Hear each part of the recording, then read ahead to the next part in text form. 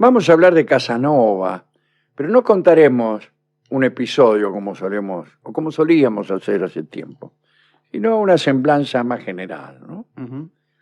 Empecemos diciendo que Casanova, Giacomo Casanova, perdió su virginidad en un ménage à trois con dos jóvenes mujeres de la nobleza veneciana. Y a partir de allí comenzó una vida llena de aventuras sexuales. Fue soldado, espía, diplomático, escritor, aventurero y es recordado principalmente por su autobiografía que estableció su reputación como el héroe erótico más famoso. Sin embargo, esa autobiografía tiene una característica que a mi juicio es central. Casanova se complace en rememorar sus fracasos más que sus triunfos. Suele contar con especial regocijo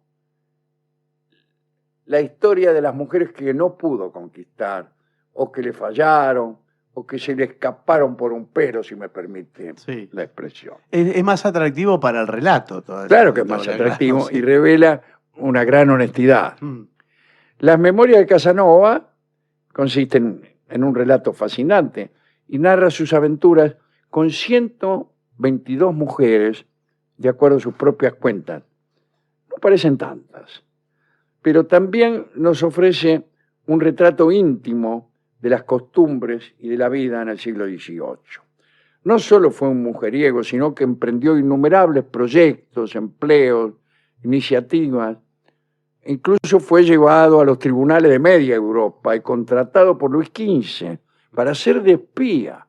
Bueno, esa fue una vida muy, muy singular. Giacomo Casanova nació en Venecia en 1725. En su infancia sufrió de hemorragias nasales. Sus padres pensaron que no iba a vivir mucho tiempo. Ya en su pubertad, de cuando en cuando le daba por vestirse de mujer. Según nos cuenta su autobiografía, aprendió a leer en menos de un mes. ¿Cómo es la cuenta?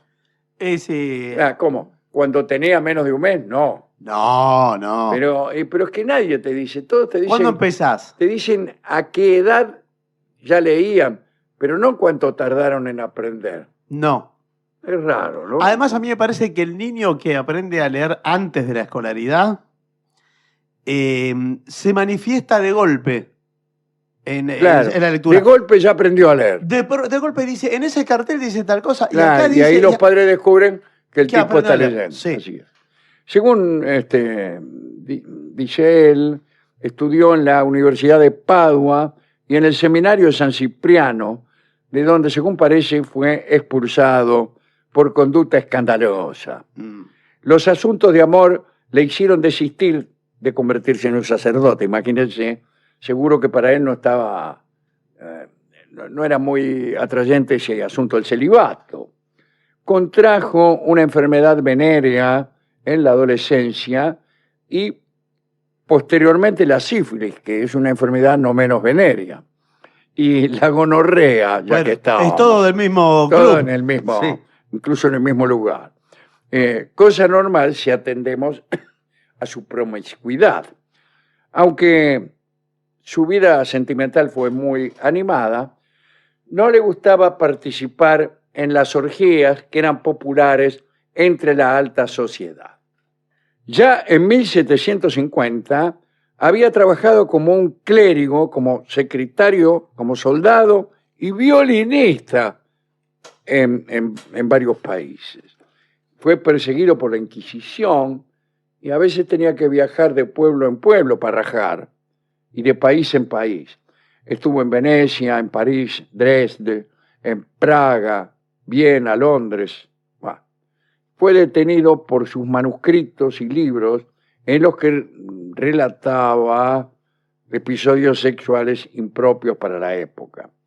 Nuestro amigo Casanova llegó a ser denunciado como mago y fue condenado a 5 años en una cárcel en el Palacio de los Dogos, aunque se escapó y se fue a París, donde esta huida lo convirtió en una celebridad. Al igual que Dostoyevsky más tarde, Casanova también fue un jugador y en 1757 se sacó la lotería y esto lo convirtió en millonario. Durante sus años en el exilio, llegó a entrar en contacto con personalidades como Luis XV, Rousseau, Madame Pompadour. Entre 1774 y 1782 trabajó como espía de los inquisidores de Venecia. Conoció a Mozart en Praga y asistió a la primera representación de la ópera Don Giovanni, que se estrenó en Praga, ¿no? Otra novela le envió a un segundo exilio, y es que este hombre supongo que debía de tener las maletas siempre preparadas por si acaso. Durante sus últimos años, un Casanova ya sin dientes y envejecido se concentró en sus memorias para no volverse loco o morir de pena, hasta que falleció en 1798. Tenía, según cálculo, 73, ¿no? A pesar de que afirmaba que buscaba encontrar a una mujer física y mentalmente adecuada para él, para vivir una vida plácida, bueno, a pesar de eso no dudaba en mantener relaciones íntimas con cualquier prostituta o desconocida. ¿Cómo tuvo Casanova tanto éxito para seducir a las mujeres más hermosas de Europa? Tenía un don raro para un hombre de la época, que era dirigirse a ellas como si fueran sus iguales. No tenía ese aspecto o esa convicción de su superioridad que otros hombres tenían, y especialmente en aquel siglo, ¿no? En una época que los hombres tomaban lo que quería, Casanova sabía cómo preguntar primero.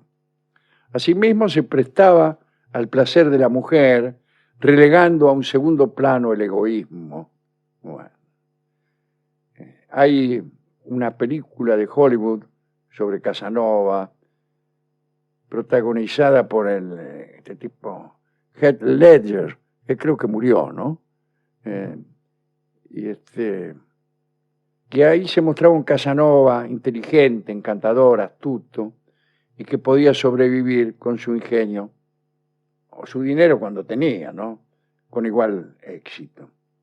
Ha pasado la historia por haberse construido un personaje amable, simpático, inteligente, vigoroso, sagaz, curioso por la ciencia, de ideas perfectamente modernas, podríamos decir, con una energía sobrehumana para resolver problemas prácticos, en fin, un galán.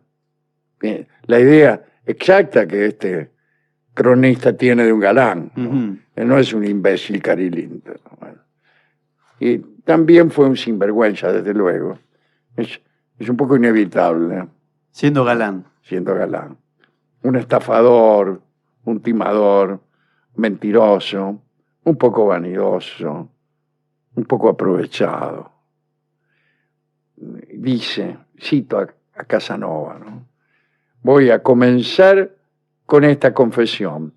Todo lo que he hecho en el transcurso de mi vida, ya sea bueno o malo, lo he hecho a mi voluntad. Soy un agente libre. Y la última frase que cita aquí el cronista es: el matrimonio es la tumba del amor. Parece dicho por Steinreiber esto, pero es Casanova. Yo he visto una linda película y temo no recordar el título. En el título figura Casanova.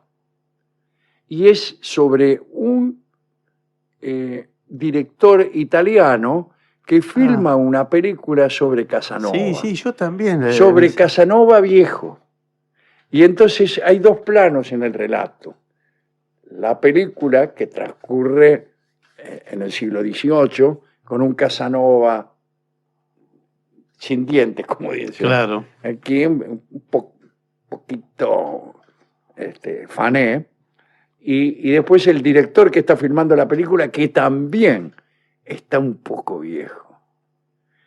Y ambos, Casanova, el de la ficción, y el director, están en ese momento del quien ha sido con mucha frecuencia objeto de deseo, y ahora notan que ya no lo son tanto, o que ya no lo son en absoluto. Y los dos tienen esa misma melancolía que supongo yo acomete a las personas que han conocido la dicha de ser amados con frecuencia y que viven una época en donde ese fenómeno ya se da menos. Una película muy melancólica, muy, si se quiere, triste, lo que solemos llamar una película triste. Sí, ¿no? sí. No sé si lo es, pero encantadora película. Como encantador es el personaje de Giacomo Casanova. Está también el famoso Casanova de Fellini, que a mí nunca me terminó de gustar del todo, ¿no? O sea, es Tony Curtis, ¿no? El que hizo de... No recuerdo eso. No recuerdo quién fue el que hizo Casanova, esa especie de muñeco bastante genial de Fellini, pero a veces lo genial nos resulta un poco ajeno. Claro, sí, brilla demasiado y encandila. Sí.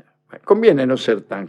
Conviene resistir la tentación de ser genial, ¿no? Este es un buen consejo artístico eso. Porque si usted es genial cada 3 minutos, el público empieza a aburrirse de su genialidad. Se cansa. Y dice, por favor, basta ya de muñecos y de cosas extrañas.